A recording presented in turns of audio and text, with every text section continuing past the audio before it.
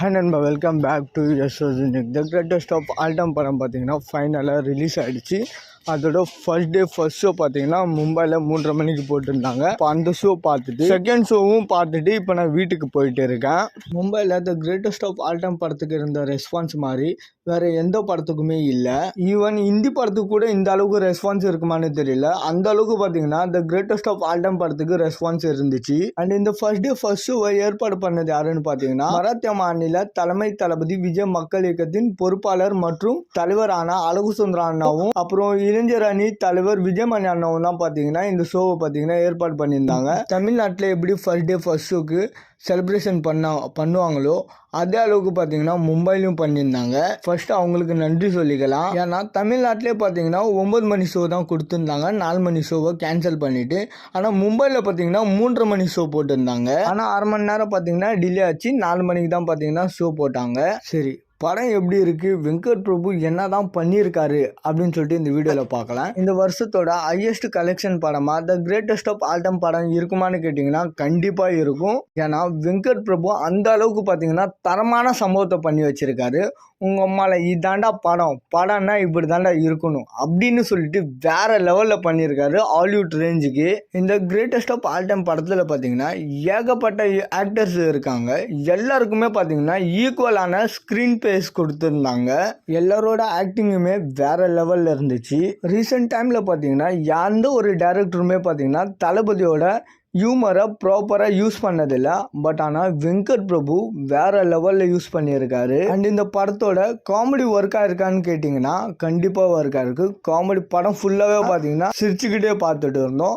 அப்புறம் நடுவில் பார்த்தீங்கன்னா கொஞ்சம் எமோஷ்னல்லாம் வந்துச்சு. அதெல்லாம் பார்த்தீங்கன்னா தேட்டரே ஃபுல்லாக அமைதியாக தான் இருந்துச்சு. ஃபர்ஸ்ட் ஷோவில் ஒரு தேட்டரே அமைதியாக இருக்குன்னா பார்த்துக்கோங்க அப்போ அந்த எமோஷ்னல் சீனு எந்த அளவுக்கு இருந்திருக்குன்னு சொல்லிட்டு. லாஸ்ட்டாக நம்ம தளபதியோட மெர்சல் படத்தோட சீனுக்கு தான் பார்த்தீங்கன்னா தேட்டர் அவ்வளோ அமைதியாக இருந்து நான் பார்த்தேன்.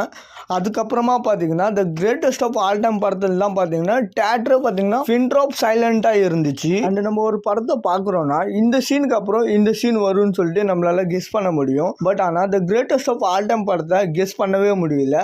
அந்த அளவுக்கு பார்த்தீங்கன்னா ஸ்க்ரீன் பிளே பார்த்தீங்கன்னா ஸ்பீடாக இருந்துச்சு. ஸ்க்ரீன் பிளேயில் வெங்கட் பிரபு அவர்கள் வேற லெவலில் ஒர்க் பண்ணியிருக்காரு. வைபவ் பிரேம்ஜிலாம் பார்த்தீங்கன்னா ரீசெண்டாக ப்ரெஸ் மீட்லாம் பார்த்தீங்கன்னா ஃபேன்ஸுக்கு வேற லெவலில் பார்த்தீங்கன்னா ஐபி ஏற்றி விட்டாங்க.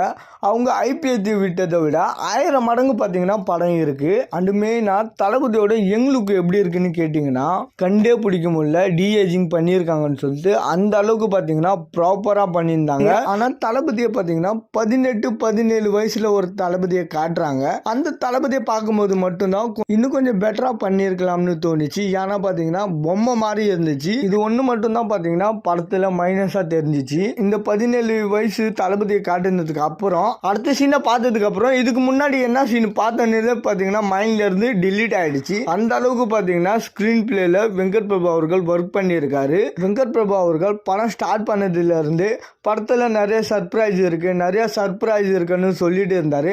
நம்மளாம் நினைச்சோம் நம்ம தலை அஜித் அவர்களோட ஏதாவது ஒரு கேமியோ இருக்குன்னு சொல்லிட்டு.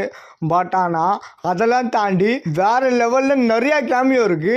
அது நான் சொல்ல மாட்டேன் யாரோட கேமியோலாம் இருக்குன்னு சொல்லிட்டு. அதை மட்டும் நீங்கள் போய் தேட்டரில் பாருங்க. திரிஷா விஜயகாந்த் அவர்களோட கேமியோ இருக்குன்னு சொல்லிட்டு நம்ம எல்லாருக்குமே தெரியும். விஜயகாந்த் அவர்களோட கேமியோ எந்த இடத்துல வருதுன்னு நான் சொல்ல மாட்டேன். அதை போய் நீங்கள் தேட்டரில் பார்த்து என்ஜாய் பண்ணுங்க. ஆனால் திரிஷா அவர்களோட கேமியோ பார்த்தீங்கன்னா ஆல்ரெடி லீக் ஆயிடுச்சு.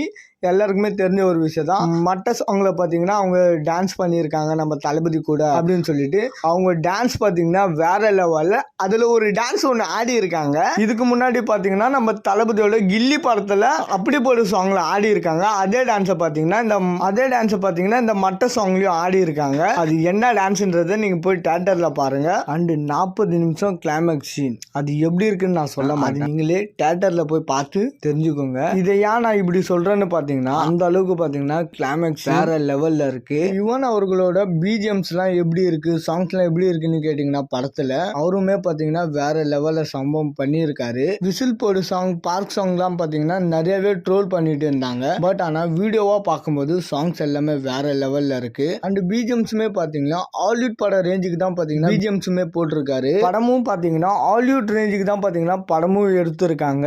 வேற லெவல்ல இருக்கு படமும். ஹாலிவுட் படம் பார்க்குறோமா இல்லை தமிழ் படமாக பார்க்குறோமான்ற ஒரு டவுட் வருது படத்தை பார்க்கும்போது. அந்த அளவுக்கு பார்த்தீங்கன்னா ஹாலிவுட் ரேஞ்சுக்கு பார்த்தீங்கன்னா படத்தை எடுத்திருக்காங்க. கண்டிப்பாக படம் பார்த்தீங்கன்னா மிகப்பெரிய ரெக்கார்டு பண்ணுன்ற நம்பிக்கை இருக்குது. ஏன்னா படம் அந்த அளவுக்கு இருக்குது. தளபதியோட சினிமா கேரியருக்கு சென்ட் ஆஃப் பண்ணுற படமாக இருக்குமான்னு கேட்டால் கண்டிப்பாக the greatest of all time படம் இருக்கும். லியோ படத்தோட ரெக்கார்டை பார்த்தீங்கன்னா the greatest of all time படம் பார்த்தீங்கன்னா அசால்ட்டாக பார்த்தீங்கன்னா ரெக்கார்டெல்லாம் பிரேக் பண்ணிடும்னு நினைக்கிறேன். ஏன்னா படத்துக்கு அந்த அளவுக்கு ரெஸ்பான்ஸ் இருக்குது. இது பார்த்தீங்கன்னா என்னோட தனிப்பட்ட ஒப்பீனியன் தான். எனக்கு படம் பிடிச்சிருக்கா இல்லையான்றதை பற்றி தான் நான் இதில் ஷேர் பண்ணியிருக்கேன். நீங்களும் the greatest of all time படத்தை பார்த்து இருந்தீங்கன்னா உங்களுக்கு படம் எப்படி இருக்குது, பிடிச்சிருக்கா இல்லையான்னு சொல்லிட்டு மறக்காமல் கமெண்ட்டில் சொல்லிடுங்க. The greatest of all time படத்துக்கு 10க்கு எவ்வளோ ரேட்டிங் கொடுப்பீங்கன்னு சொல்லிட்டு மறக்காமல் கமெண்ட்டில் சொல்லிட்டு போயிருங்க.